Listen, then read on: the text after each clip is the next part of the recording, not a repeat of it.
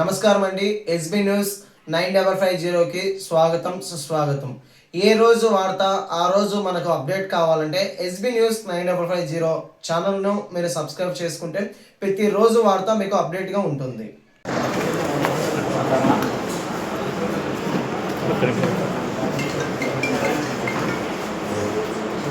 ఓకేనా?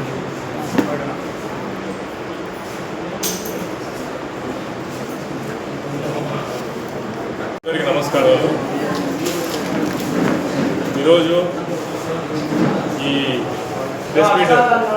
Press meet ఎందుకు పెట్టినామంటే, నిన్న వైసీపీ నాయకుడు ఒక ఆయన వ్యంగ్యంగా మాట్లాడటం జరిగింది, సర్కాస్టిక్గా మాట్లాడటము, ఆడవారికి ఏ విధంగా రెస్పెక్ట్ ఇవ్వని వాళ్ళు కూడా ఈరోజు మాట్లాడవాళ్ళు అయిపోయారు. ఎందుకంటే మనం చూస్తున్నాం, మన ఎమ్మెల్యే గారిని కావాలనే మనోవేదన గురి చేయాలనే ఉద్దేశంతో ఒక పాత ఎలక్షన్స్ ముందున్న వీడియోని కావాలని షేర్ చేయడము, అది ఒక కంప్లైంట్గా ఇచ్చినప్పుడు దాన్ని పోలీసు వాళ్ళు విచారణ జరిపి పట్టుకురావడం జరిగింది. ఆయన పిఏ అని చెప్పుకుని ఆయన పారిపోయే ప్రయత్నం చేస్తేనే పోలీసు వాళ్ళు తీసుకొచ్చి ఇక్కడ కోర్టులో సమర్పించడం జరిగింది. పారిపోయే ప్రయత్నం చేయకుండా ఉండింటే అలా జరిగేది కాదు. ఇంకో విషయం ఏంటంటే, ఆడవారిని ఏ పొద్దు కూడా గౌరవించని వీళ్ళకు చెప్పాలంటే ఉదాహరణలు చాలా ఉన్నాయి. సిఏ ఎన్ఆర్సీ మీటింగ్లో మైనార్టీ మహిళలు షాహీన్ బాగ్ని ఏర్పాటు చేసుకొని వారి గోడు వెలుబోసుకుంటున్న సమయంలో వీళ్ళు వాళ్ళను ఉద్దేశించి బజారు మహిళలు ఈరోజు పోయి దీక్ష చేస్తున్నారని అన్నారు. అదేవిధంగా మన ఎమ్మెల్యే గారిని కూడా అగౌరవపరుస్తూ ఎన్నో మాటలు వీళ్ళు చెప్పినారు. ఆ నాయకుడు సోదరుడు కూడా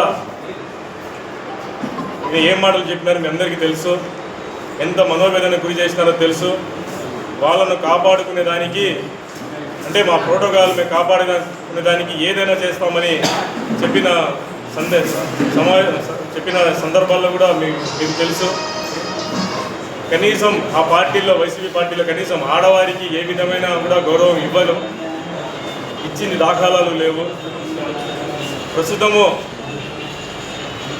ఇలా ఆడవారితో పోల్చుకుంటూ, అంటే ఒక సామెత, అత్త అరుస్తే అత్త అరిచిన దానికి కాదు, కోడలు నవ్విన దానికంటే వీళ్ళు ఆడవాళ్ళకు మర్యాద లేదు, కానీ వీళ్ళు వ్యంగ్యంగా మాట్లాడడానికి మాత్రం ఆడవాళ్ళను యూజ్ చేసుకుంటారు, ఆడవాళ్ళ సామెతలు యూజ్ చేసుకుంటారు.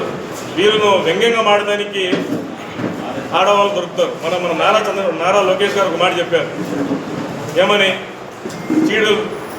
చీడ దొరుకుతున్నావా, గాజులు వేసుకున్నావా అని కించపరుస్తుందండి. ఆడవారికి సంబంధించిన మాటలు మాట్లాడి కించపరచదని మా నాయకులు గొప్ప లక్షణం. అది ఎవరైనా సరే ఆడవారిని కించపరిస్తే ఇమ్మీడియట్గా యాక్షన్ ఉంటుంది మా పార్టీలో. ఎవరైనా కానీ, ఎమ్మెల్యే కానీ, మినిస్టర్ కానీ, ఆఖరికి డిప్యూటీ చీఫ్ మినిస్టర్ కానీ, చీఫ్ మినిస్టర్ అయినా కూడా ఉపేక్షించే ఇది లేదు మా గవర్నమెంట్లో. కానీ వీరు ఈరోజు ఆడవారిని ఏ కూడా లెక్క చేయకుండా ఇష్టానుసారం మాట్లాడుతూ వ్యంగ్యాస్త్రాలు ఉపయోగిస్తూ ఈరోజు చెప్తున్నారంటే సిగ్గుండాలా వీళ్ళకు? సిగ్గు లేకుండా మాట్లాడుతున్నారు. ఎందుకంటే ఆడవారి లేని ప్రపంచం లేదు. స్త్రీమూర్తిని గౌరవించని వాడు మగవాడే కాదు. ఈరోజు స్త్రీమూర్తులను మీరు అవమానపరుస్తున్నారు. అది మీరు స్టాండ్ తీసుకోవాలా. మీరు మగవాళ్ళు అయితే మీరు కించపరుస్తూ మాట్లాడుతున్నారు కదా, మేము ఇట్లనే, మా నేచర్ ఇంతే, మేము ఇంతేని మీరు స్టాండ్ తీసుకోవాలని నేను ఛాలెంజ్ చేస్తున్నాను. ఈరోజు మీరు ఆడవాళ్ళను వాడుకోవడం తప్ప వాళ్ళను గౌరవించే పద్ధతి మీ కాడ లేదు. దేవుడు కూడా ఉపేక్షించాడు. దీంతో పాటుగా మన వాసన్న గారి గురించి కూడా మాట్లాడుతూ 2014 ఎంపీ పోటీ చేసిన తర్వాత పరిచయం అయినారు, కానీ ఇంతకుముందు పరిచయం లేదని నాయకుడు అన్నాడు. ఆయన నిజంగా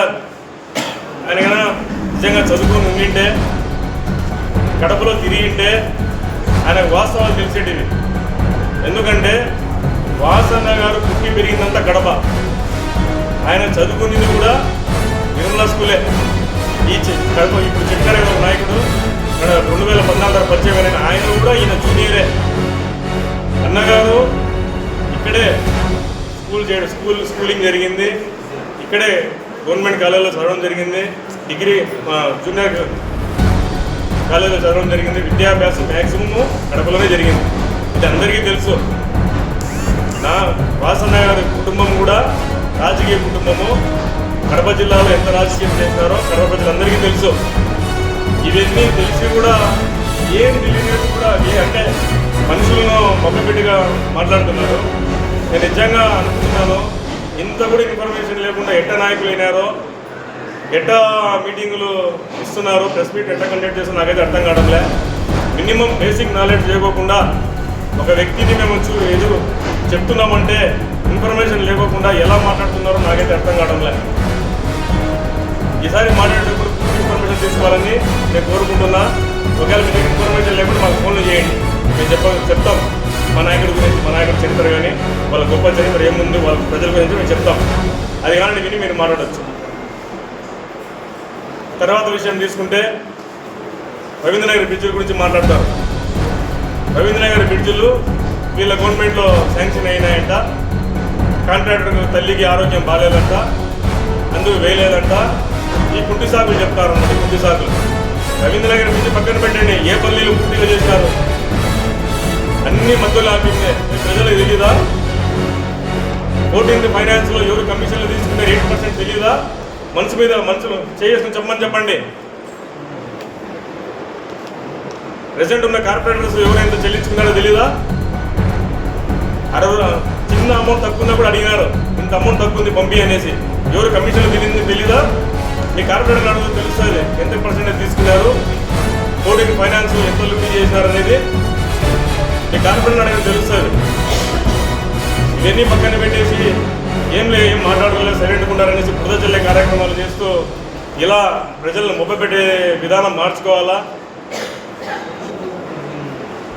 లా కాలేజ్ బ్రిడ్జి కానీ రవీంద్రనగర్ బ్రిడ్జి కానీ అన్న మాట ఇచ్చిన పరంగా ఎలక్షన్లలో ఏ విధంగా అయితే చెప్పినారో మేనిఫెస్టో జతపరిచి ప్రత్యేకంగా సదుపయోగిస్తూ ప్రత్యేకంగా నిధులు తెప్పించి నారా చంద్రబాబు నాయుడు గారిని ప్రత్యేకంగా ఫండ్స్ కేటాయించుకుని ఈరోజు బ్రిడ్జి పనులు మొదలు పెట్టాలంటే అది తీరడం కాక ఇష్టానుసారం చెప్తారా పాత జీవులని. చదువురాను కూడా ఈరోజు పేపర్ చదువుకుంటూ మాట్లాడుతున్నారు. ఎంతో సమంజసం ఇది, ప్రజలు గ్రహించాలని కోరుకుంటున్నా. ఇంకో విషయం ఏంటంటే మన పార్టీ సిద్ధాంతాలను అనుసరించే వాళ్ళం మేము ఏ పొద్దు కూడా ఆడవాళ్ళను కించపరచలే, ఆడవాళ్ళను ఏ పొద్దు కూడా మాట్లాడలే. ఎందుకంటే వాళ్ళు శ్రీమూర్తులు, వాళ్ళను గౌరవిస్తేనే మనము గౌరవం. మనము గౌరవం ఉండే ప్రతి స్థానాన్ని మనము ఆడవారితో పోలుస్తాం. ఆ ఇంకిత జ్ఞానం కూడా లేకుండా ఈరోజు వాళ్ళు చెప్తున్నారు, ఇష్టానుసారం మాట్లాడుతున్నారు. కాబట్టి దేవుడు వాళ్ళకు బుద్ధి ప్రసాదించాలని, ఆడవాళ్ళను గౌరవించే విధంగా వాళ్ళకు తెలివితేటలు ప్రసాదించాలని కోరుతున్నా. తల్లికి చెల్లికి విలువ ఈయనోళ్ళు, ప్రపంచ విలువ ఆడవాళ్ళ విలువ తిరిగినోళ్ళు కూడా ఈరోజు మాట్లాడుతున్నారు మా గురించి. దేవుడు తగ్గ బుద్ధిని ప్రసాదించాలని మరోసారి కోరుకుంటూ ఈ అవకాశం ఇచ్చిన ధన్యవాదాలు. అగౌరవపరిస్తే, వారిని అవహేళన చేస్తే సమాజంలో ప్రజలు ఏ విధంగా తీర్పునిస్తారో గత ఎన్నికల్లో అంజద్ బాషా గారి ఘోర ఓటమే దానికి నిదర్శనం. మహిళలందరూ కూడా కంకణం కట్టుకొని సాటి మహిళలకు జరిగిన అవమానానికి తీర్పుగా ఎమ్మెల్యే మాధవిరెడ్డి గారికి విజయాన్ని అందించడం, ఈ వైకాపా నాయకులకు బుద్ధి చెప్పడం జరిగింది.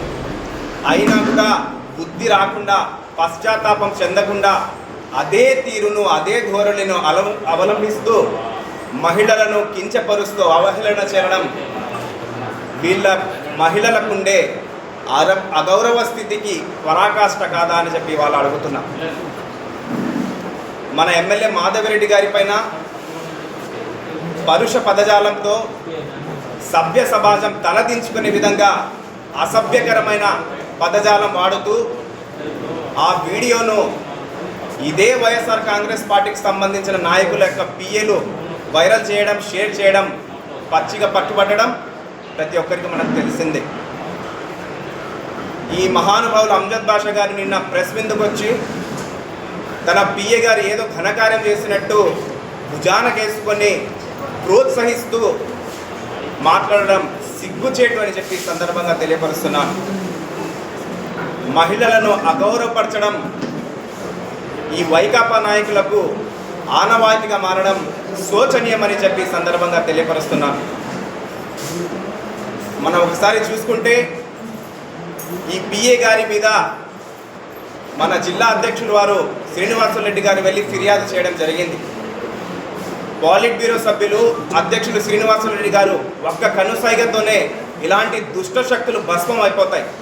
కానీ చట్టాలను గౌరవిస్తూ ఫిర్యాదు పేరిట పోలీస్ స్టేషన్ ఆశ్రయించారంటే కేవలం తన భార్య కోసమే కాదు, ఈ యొక్క సమాజంలో ఉండే మహిళల కోసం, ఈ సమాజంలో ఉండే ఒంటరి మహిళల సంరక్షణ కొరకు ఒక ఎమ్మెల్యే స్థాయి వ్యక్తినే ఈ విధంగా ట్రోల్ చేస్తూ అసాంఘిక శక్తులు ఈ విధంగా మితిమీరిపోతూ ఉంటే ఇంకా కాలేజీలు చదువుతున్న విద్యార్థుల పరిస్థితి ఏంటి, ఒంటరి మహిళల పరిస్థితి ఏంటి, ఉద్యోగాలు చేస్తున్న మహిళల పరిస్థితి ఏంటి? ఇలాంటి దుష్ట శక్తులు ప్రేరేపించిపోయి మానసిక క్షోభకు గురి చేసి లొంగ తీసుకోవాలని చెప్పి సమాజంలో ఇలాంటి రౌడీ మూకలు తయారవుతాయి అని చెప్పి వెళ్ళి ఫిర్యాదు ఇవ్వడం జరిగింది. ఉన్నతాధికారులు ఆ పిఏ గారిని ముసుగు వేసి సమాజాన్ని ఒక సందేశాన్ని ఇచ్చారు.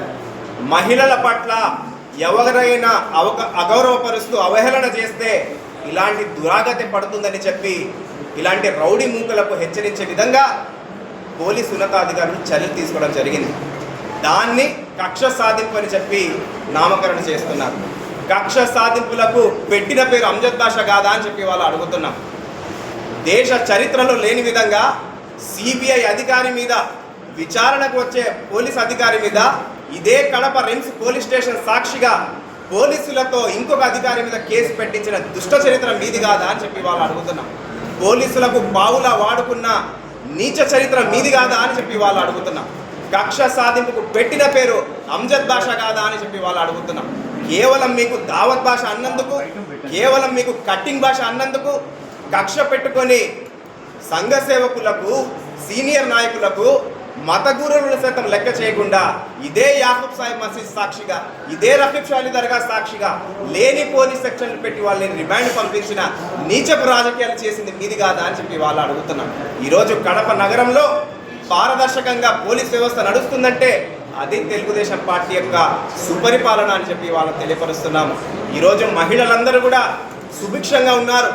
చెప్పిన విధంగా ఉచిత బస్సు రవాణా అయితేనేమి, తల్లికి వందనం అయితేనేమి, మహిళలకు సంరక్షణ అయితేనేమి, ప్రతి విధంలో మహిళలకు సాధికారత కోసం పాటుపడుతూ ముందుకెళ్తూ సాగుతున్న పరిపాలన ఈ కూటమి పరిపాలన అని చెప్పి ఇవాళ తెలియపరుస్తున్నాం. ఆ అసూయతో ఈ విధంగా వీడియోలను వైరల్ చేసి ఏదో విధంగా మానసిక శోభ గురి చేయాలని చెప్పి కుట్రబుద్ధితో కుటిలిపోవడంతో ఈ యొక్క ప్రయత్నాలను అరికట్టాలని చెప్పి తెలుగుదేశం పార్టీ అధ్యక్షులు వారు వెళ్ళి ఫిర్యాదు చేయడం జరిగింది. కాబట్టి మిత్రులారా, మహిళలకు గౌరవించే సంస్కృతి సంప్రదాయాన్ని ఈ సమాజంలో తీసుకొని రావాలని చెప్పి పాటుపడే పార్టీ తెలుగుదేశం పార్టీ అని చెప్పి ఈ సందర్భంగా తెలియపరుచుకుంటూ అవినీతి గురించి మాట్లాడుతున్నారు. ఇదే మేయర్ గారు విజిలెన్స్ విచారణలో పట్టుబడి సస్పెండ్ అయిన తీరును జవాబు ఇవ్వకుండా, ప్రజలకు క్షమాపణ కోరకుండా ఈరోజు తెలుగుదేశం పార్టీ పైన అభాండాలు వేయడం ఇది అవినీతికి పరాకాష్ట కాదా అని చెప్పి వాళ్ళు అడుగుతున్నాం. అవినీతి గురించి మాట్లాడే నైతిక హక్కు ఈ వైకాపా నాయకులకు లేదు అని చెప్పి ఈ సందర్భంగా తెలియపరుస్తూ ఖచ్చితంగా ఎన్నికలు ఇచ్చే హామీలు అయితేనేమి, ఏదైతే వాగ్దానాలు ఎమ్మెల్యే మాధవిరెడ్డి గారు ఇచ్చారో ఒక్కొక్కటిగా అమలు చేసుకుంటూ వచ్చారు.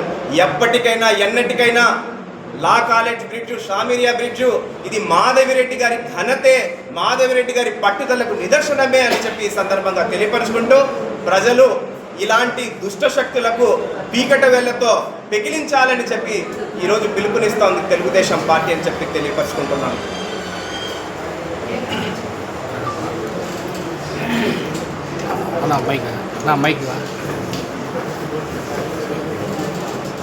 ముందుగా అందరికీ నమస్కారం.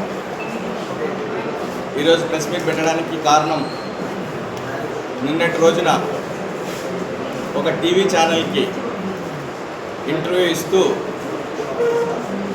ఈ నియోజకవర్గానికి 2 సార్లు ఎమ్మెల్యేగా చేసి అందులో ఒక 5 సంవత్సరాలు ఈ రాష్ట్రానికి ఉప ముఖ్యమంత్రిగా చేసిన మనిషి నిన్న మాట్లాడిన మాటలు వింటే నిజంగా చాలా విచారకరం, చాలా బాధాకరం. అసలు మీరు ఏం సందేశం ఇవ్వాలనుకుంటున్నారు? ఈ నియోజకవర్గంలో మీరు శాసనసభ్యులుగా ఉన్న సమయంలో, మీరు ఉప ముఖ్యమంత్రిగా ఉన్న సమయంలో ఒక మహిళకు అన్యాయం జరిగితే దాని మీద ప్రతిఘటించాల్సిన పరిస్థితులు పోనిచ్చి, ఒకసారి మీరు ఎమ్మెల్యే అయిన తర్వాత ఈ నియోజకవర్గంలో ఎవరైనా సరే వాళ్ళందరూ కూడా మీ కుటుంబ సభ్యుల్లాగా మీరు భావించాల్సిన పరిస్థితి నుంచి ఇవాళ కొంతమంది వ్యక్తులను ప్రోత్సహించి ఆనందం పొందిన పరిస్థితుల నుంచి ఇవాళ మరొక్కసారి మీ బుద్ధి ఏ విధంగా చూపించుకున్నారో మీ పిఏ గారు ఎవరో మాట్లాడినారంట, అత్త అన్నందుకు తిట్టినందుకు కాదు, తోడిగూడలు నవ్వినందుకని వ్యంగ్యంగా మాట్లాడుతున్నారే.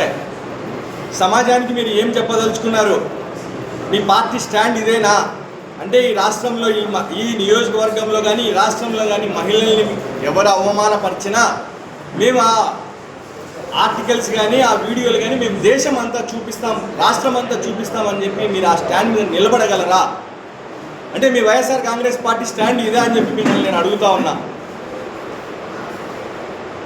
తప్పు చేసిన వ్యక్తుల్ని మీరు నివారించాల్సింది పోనిచ్చి నా పిఏ చేసిన తప్పేంది, ఎవరో మాట్లాడితే నా పిఏ దేశం మొత్తానికి చూపించడమే తప్ప అని చెప్పి మీరు అడగదలుచుకున్నారా? మీరు చెప్పదలుచుకున్నారా ఈ ప్రజలకి?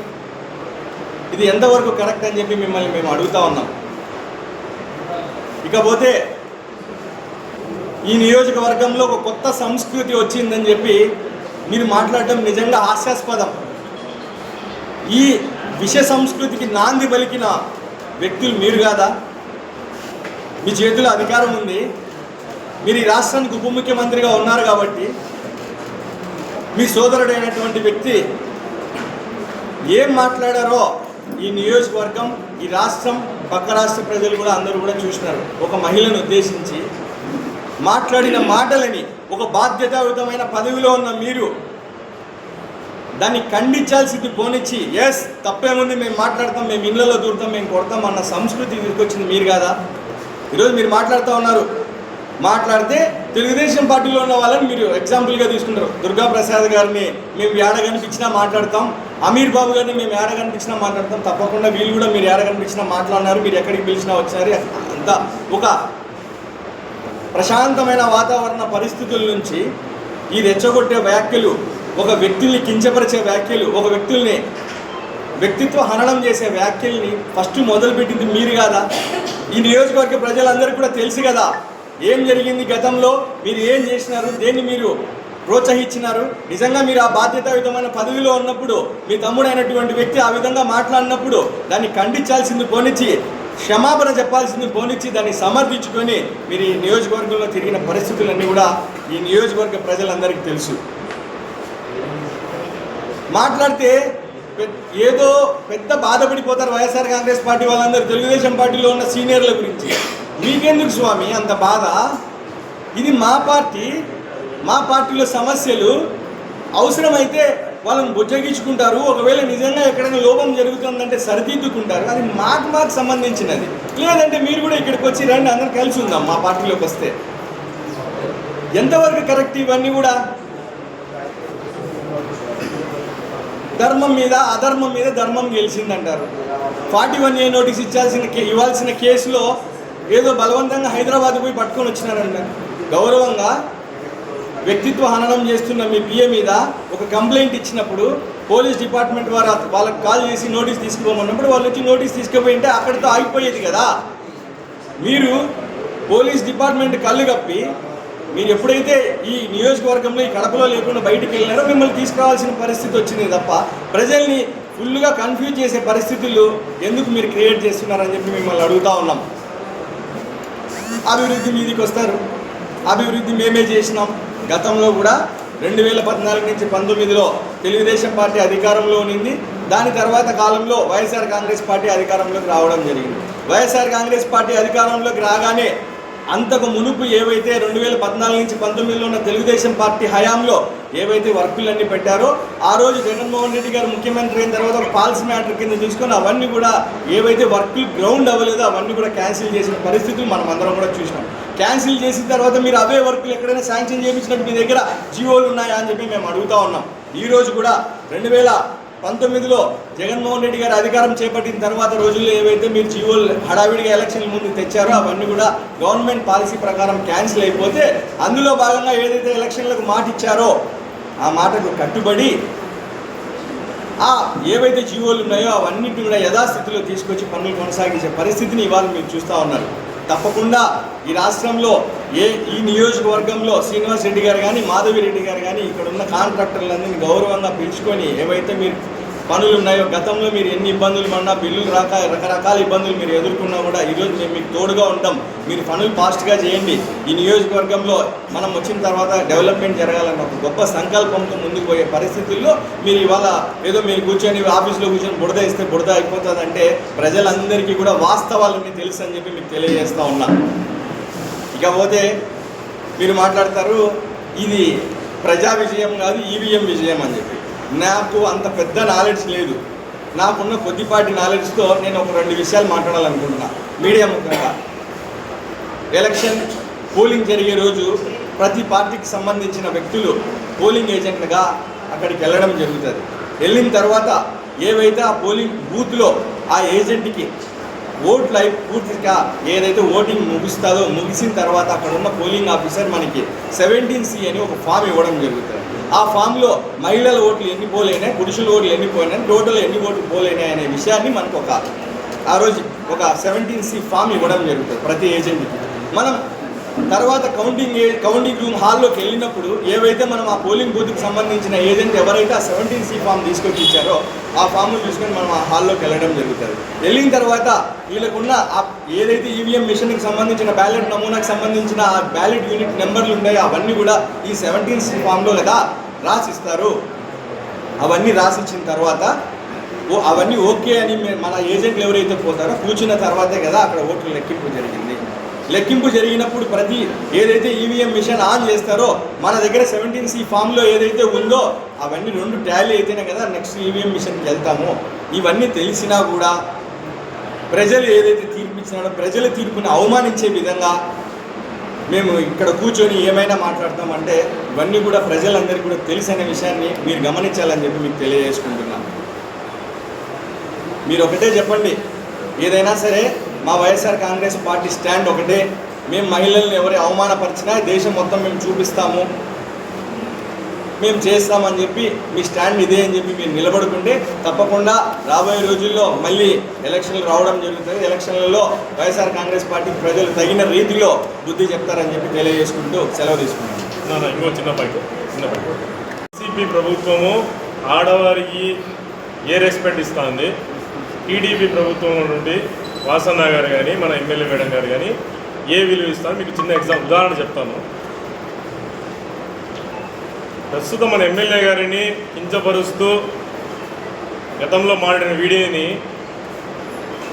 ప్రమోట్ చేసిన పిఏని సపోర్ట్ చేసుకుంటూ నిన్న ఆయన మాట్లాడినారు ఎక్స్. ఇప్పుడు మన ఒక ఇది జరిగింది, వాసన్న గారి వ్యక్తిగత పిఏ వాహిద్ విషయంలో ఆయన గురించి ఒక కంప్లైంట్ వచ్చింది. ఏమని ఒక ఆమెను అతను ఏదో డిస్టర్బ్ చేసినాడు అనేసి. అతను చేసినాడో చేయలేదో అది కోర్టు నిర్ణయిస్తుంది, స్టేషన్ నిర్ణయిస్తుంది. వచ్చిన వెంటనే ఏం చేశారు, అతన్ని విధుల్లోని తొలగించి అతన్ని వాసన్న కానీ ఎమ్మెల్యే గారు కానీ సమర్థించలే. ఇక్కడ వ్యత్యాసం అర్థమవుతుందా మీకు?